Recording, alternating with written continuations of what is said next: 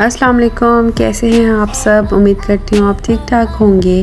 تو آج کی ویڈیو جو ہے بہت خوبصورت ہونے والی ہے۔ خوبصورت اس لیے کہ اس میں آپ کو نیچر ہی نیچر ملے گی۔ یہ جو آپ کو نظر آ رہا ہے درخت، یہ کس چیز کا ہے گیس کر سکتے ہیں؟ ہاں جی، یہ ہے بیمبو کا درخت، مطلب بانس کا درخت۔ تو آج میں آپ کو بانس کے بارے میں بہت انٹرسٹنگ فیکٹس بتاؤں گی، سو ویڈیو کو اینڈ تک دیکھیے گا، ٹھیک ہے؟ اور لائک کمنٹ بھی کیجیے گا اور دوسروں کے ساتھ شیئر ضرور کیجیے گا، کیونکہ یہ انفارمیشن ہے تو سب کے پاس جانی چاہیے۔ بانس کا تعلق گھاس کے خاندان سے ہے۔ بانس کو مختلف مقاصد کے لیے استعمال کیا جاتا ہے۔ یہ انسانوں اور پانڈا ریچھ کی خوراک کا بھی ذریعہ ہے۔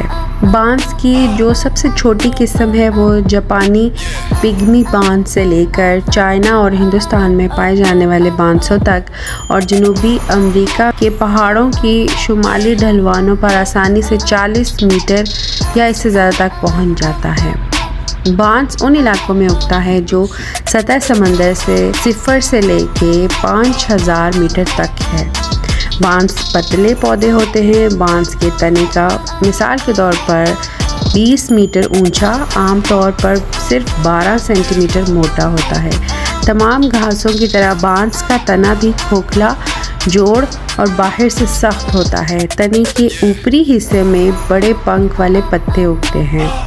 بانس بہت تیزی سے اگتا ہے اور صرف 2 ماہ میں آسانی سے 10 میٹر کی لمبائی تک پہنچ جاتا ہے۔ بڑھنے کی یہ حیرت انگیز صلاحیت اس حقیقت کا باعث بنی کہ دوسری جنگ عظیم اور ویتنام جنگ کے دوران بانس کو اکثر اذیت کے ایک آلے کے طور پر استعمال کیا جاتا تھا۔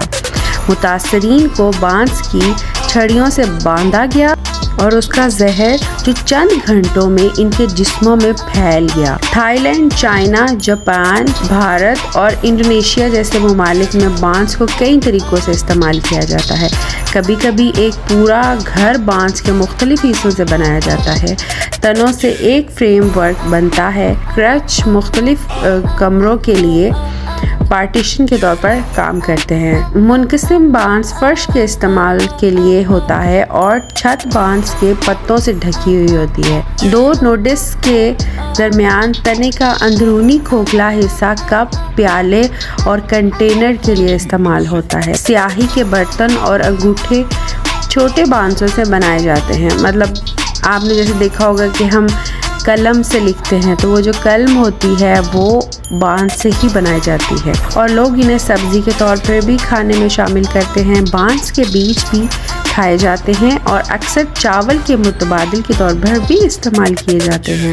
ایک خاص دوا بانس کے رس سے حاصل کی جاتی ہے اور کچھ چینی بانس کے تکیے پر سوتے ہیں۔ تنے کے بیرونی حصے سے مشین اور اندرونی حصے سے کاغذ بنائے جاتے ہیں۔